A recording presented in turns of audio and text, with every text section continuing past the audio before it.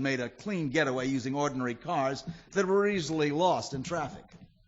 I was reading the newspaper guesses as to the size of the loot, around $10 million. Sam, there's a man outside. I think he's been shot. Oh, there's blood just Stay all in over. here. I'll see him in the outside office. What do you mean coming in here, messing up my carpets? They jumped me. It started. What started? You need a doctor. You gotta listen to me, Spade.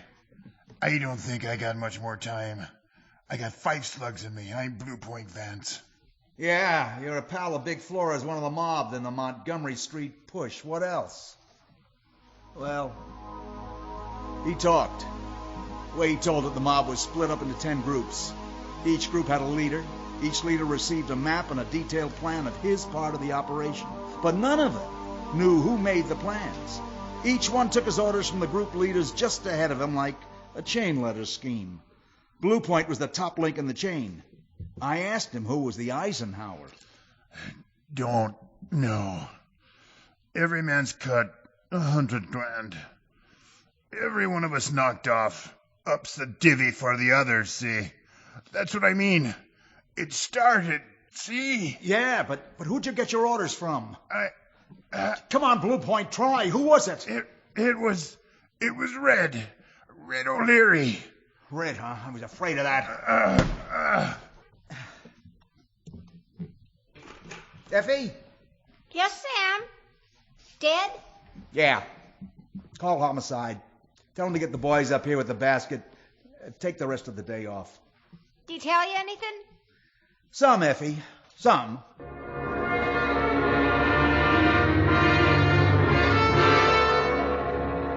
Blue Point Vance said it had started. It had. They were dropping all day long, in alleys, singly at first. Happy Jim Hacker and Ratface. Then in 2s and 3s, and finally 24 mowed down where they lined up against a wall in a house on Fillmore Street. And for every mobster killed, there was a bigger chunk of blood money per man among the survivors. Around 6 in the evening, I walked up Telegraph Hill to Big Flores. The neon sign was dark, curtains drawn tight over the windows, and a sign on the door said, "Closed for alterations." I climbed a flight of stairs to Big Flora's rooms over the saloon. Pounded on the door. Well? Wacky Washburn sent me. Step inside. We'll talk in here. The parlor's in use. So it's you, Flora. Oh, I thought I heard the door. Oh, excuse me. I told you to keep your trap shut in front of our guests. No, please, Flora, I will be good. Don't strike me again. So you and Papadopoulos are at it again. Is he your husband? Him? Does little man love his big Flora? No, Flora, please, not that. What's the matter, honey? Don't you like to be hugged? Oh, yes, Flora, yes, but remember last time, my ribs, and they had to tape me up. You should have heard him squeal when I pulled off the adhesive. Sit down, honey, before you fall down. You too. Thanks. All right, you. Talk. Who, what, and why? I'm Percy McGuire. I'm Percy McGuire, and I want my 150 grand. Listen, Percy, you got a bill, you got to give it to the big gun. I don't even know who it is. That makes 2 of us. But Flora, that is not true. He's coming here this evening. What was that you said, dearie? Now, Flora, darling. No, Flora. No, I did not mean to say anything wrong. I swear I did not. I'll kill you. So help me, this time I'll kill you. No. Oh, come on, that's enough of that. Who says so? Well, I say so. Pick on someone your own size. You look about my weight. You better not, Flora. You might get hurt. Defend yourself, man. Defend yourself. Okay, sister, you asked for it. Well, I got the worst of it from the beginning. She led with her right like a woman, but what I didn't know was that she was a southpaw. I got in a couple where they should have counted, but where most women are soft, she had muscle. I was punchy before the round was over. And when somebody rang the doorbell, I was on the carpet, saved by the bell. Pardon me while I answer that door, Mr. McGuire. We'll finish this later. Oh, let me just take your gun. Whew. Getting old, out of condition, but we had fun, didn't we?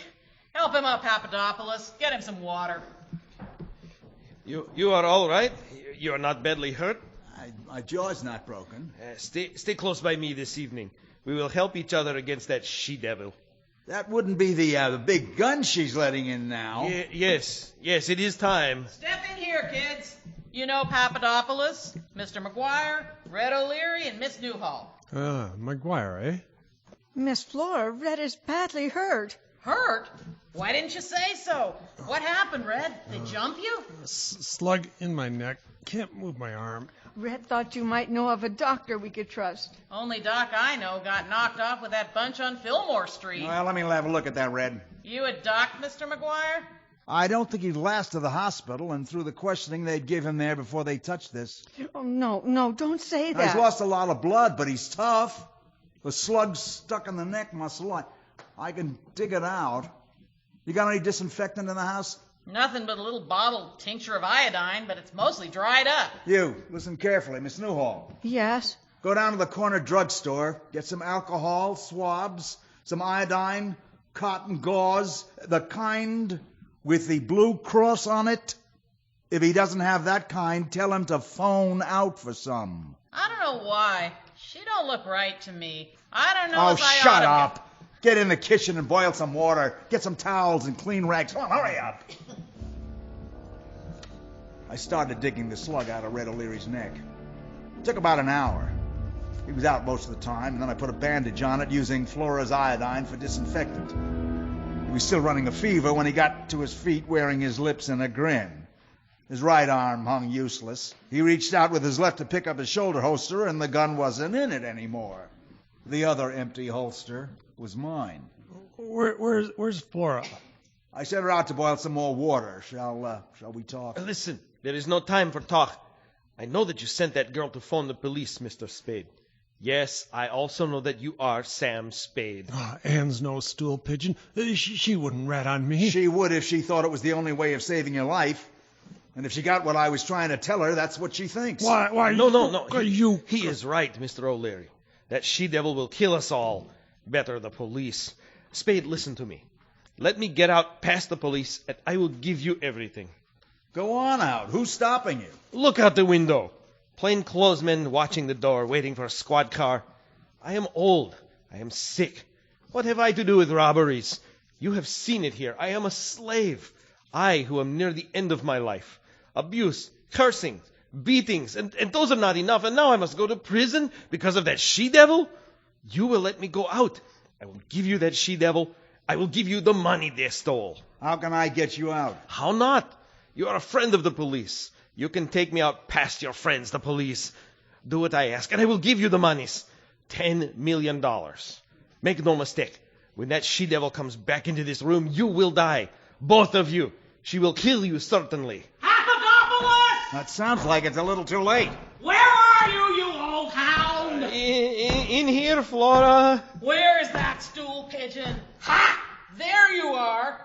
Put the police on me, will you? Who, me? I tipped the police? You or that dame that came here with Red. You're done. Both of you. You hear me? Done! No, wait, Flora. Not here like this, please. Don't give the police such evidence. Let me take them into the cellar. Okay, but make it quick, dearie. As soon as that squad car gets here, they'll be pounding at the door.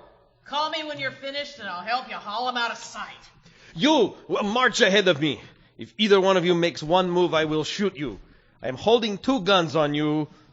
Red and I walked ahead of Papadopoulos into the hall. I opened the door he indicated, switched on the basement light, and helped Red down the uneven flight of steps. Listen to me. I will first show you the monies, and then I will give you that she-devil. You will not forget your promise? I shall go out through the police? Sure. How about me? You think Big Flora would let a rabbit like him change her plans? Oh, so Big Flora was the boss. That's a laugh. Now, turn around, both of you. Here, take these. What kind of joke is this supposed to be? I give you these guns to show you I keep my promise. Now, quickly, follow me. I show you where the monies are hidden. I followed him and Red OLeary to the end of the low passageway. Papadopoulos got down on his knees and started clawing at the wall like a rat. With trembling hands, he lifted out a section of loose bricks, and then we saw it. It was still in the boxes and bags the way it came, carried from the banks. He insisted on opening some of them to show me the money, hundreds of bundles of green, stacked in a metal-lined cell that was as dry and airless as the bank vault they'd lived in before. That, as you see, is the money. Now for that she-devil. You will stand hiding behind these boxes. When I bring her down the stairs, you will know what to do. Yeah, Pappy, we'll know what to do. He wasn't long in coming back. Flora came down the steps ahead of him. She had a gun in each hand. Her gray eyes were everywhere. Her head was down like an animal's coming to a fight. Her nostrils quivered, her body coming down, not fast, not slow. It was balanced like a dancer's. She was a beautiful, fight-bred animal. Come out! Come out, or I'll come and get you!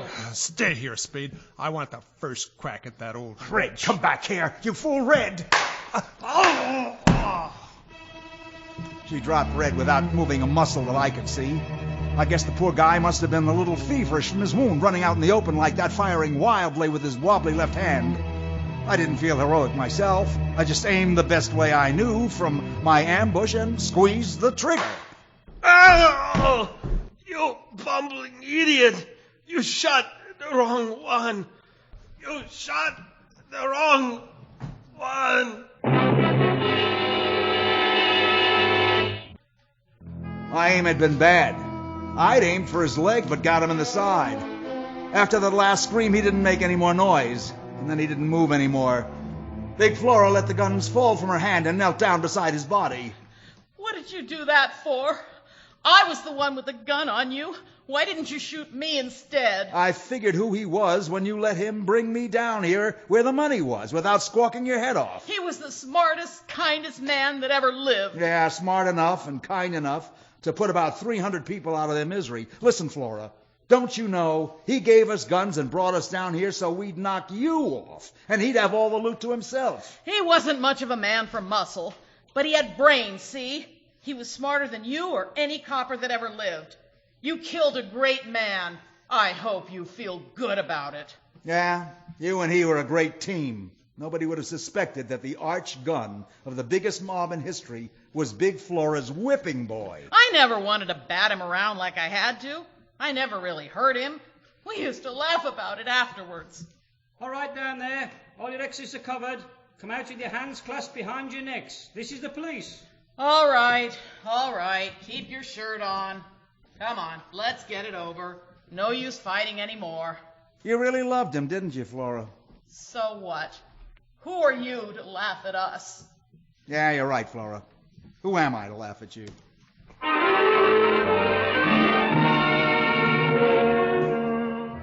After the cops had cleaned up at Big Flora's, I took your loving daughter on home in a taxi, Mr. Newhall. You can see the itemized account enclosed. She was pretty broken up about Red OLeary's death, but I think she'll recover. Please don't leave either your $10 million or your daughter lying around loose again, as the entire incident has caused me a great deal of trouble. And I will therefore have to charge you my regular fee of $25 a day in expenses instead of the usual fee for tailing. Period. End of report. Oh, Sam, I wish you'd just taken one little package of that money. They'd never have missed it. Effie, I'm surprised at you. That wouldn't be ethical. I don't know why you have to get ethical every time the installments due on the office furniture. Hey, what's this? Oh, a letter for you. Came this morning. Well, why didn't you tell me? It's from the Golden Gate Trust, a reward for my services. Hurry up, open it. Aha, a check. It's a check, all right. How much? $3.83. Oh, what's that for? I don't know. It's made out to Big Flora's Bar and Grill. Signed by you and stamped return for lack of funds. How do you like that? I'll get used to it, I suppose, in time. Good night, Sam. Good night, sweetheart.